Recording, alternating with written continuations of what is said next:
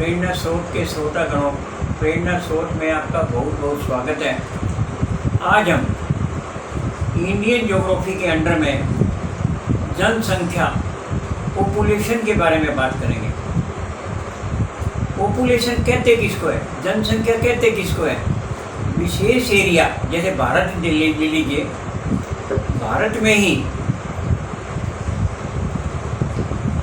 कितने व्यक्ति रहते हैं, जैसे बच्चे भी हैं, नौजवान भी हैं, वृद्ध भी हैं, सभी हैं, औरतें भी हैं, इन सबको मिला करके जनसंख्या कहलाती है।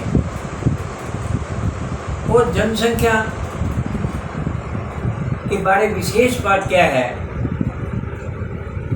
कि भारत में जनसंख्या पहले चीन के बाद दूसरे नंबर पर थी, परंतु वर्तमान में तो भारत की संख्या चीन से भी अधिक हो गई है, तो इंडिया नंबर 1 बन गया है जनसंख्या में।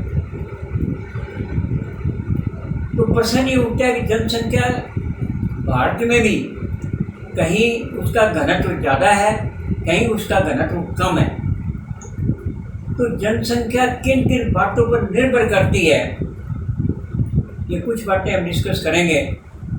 पहली बात तो जनसंख्या वहाँ पर ज़्यादा होगी जहाँ का धरातल जो है वो समतल होगा, नंबर 1 बात। जलवायु अच्छा होगा, मिट्टी उपजाऊ होगी, आने जाने के साधन बहुत बढ़िया होंगे, रोजी रोटी के साधन बहुत बढ़िया होंगे। यहाँ पर चिकित्सालय की और अन्य सुविधाएँ अधिक होगी, वहीं की जनसंख्या अधिक होगी। तो जनसंख्या किस पर आधारित है, ये पॉइंट मैंने बताए हैं। अगर ये पॉइंट नहीं है तो बाकी जनसंख्या उसी हिसाब से कम होती जाएगी।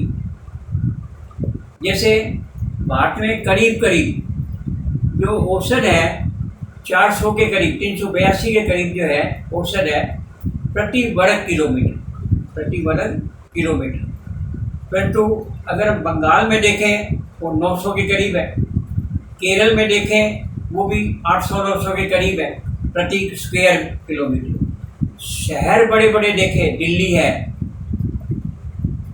बॉम्बे है, कलकत्ता, अगर शहर देखें तो इनकी जो घनत्व है पर स्क्वायर किलोमीटर है वो बहुत ही ज़्यादा है।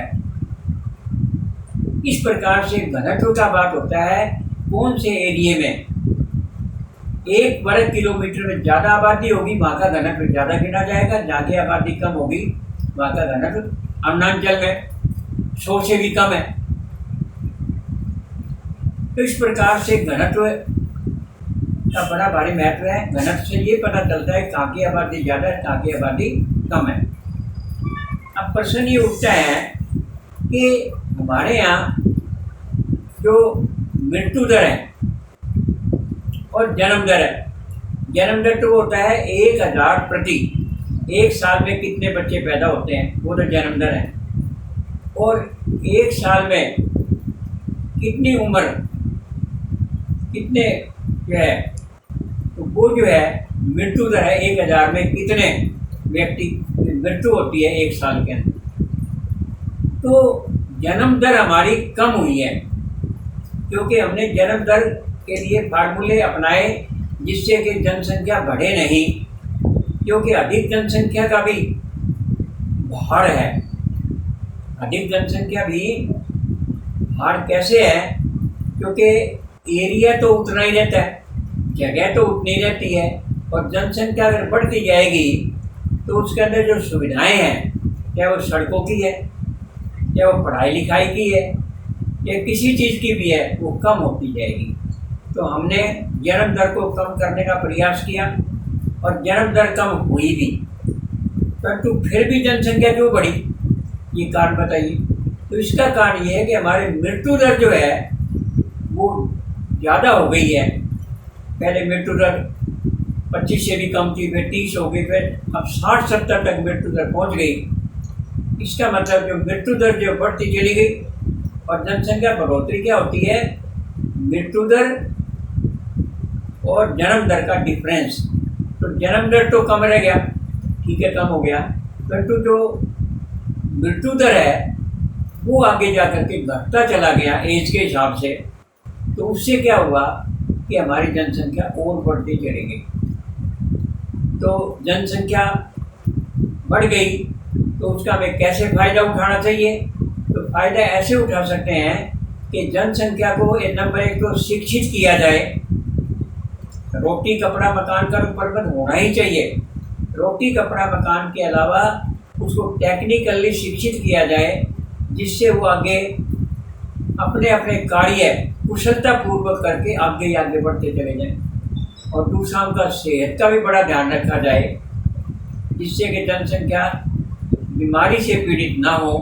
और स्वस्थ अगर जनसंख्या होगी, स्वस्थ अगर नागरिक होंगे तो देश के लिए अच्छे साबित होंगे। परंतु वर्तमान में हमने क्या देखना है? वर्तमान में यही देखना है कि हमारी जनसंख्या ज़्यादा ना बढ़े, क्योंकि ज़्यादा जनसंख्या बढ़ना भी कोई इकोनॉमिक फार्मूले से और फार्मूले से ठीक नहीं है। परंतु अगर अब हमने इस बढ़ती जनसंख्या का फ़ायदा उठाना है तो हमें रोटी कपड़ा मकान के अलावा उनको सुख सुविधाएं देनी होगी, उनके स्वास्थ्य का भी ध्यान रखना पड़ेगा और उनके शिक्षा का स्तर भी ध्यान रखना पड़ेगा।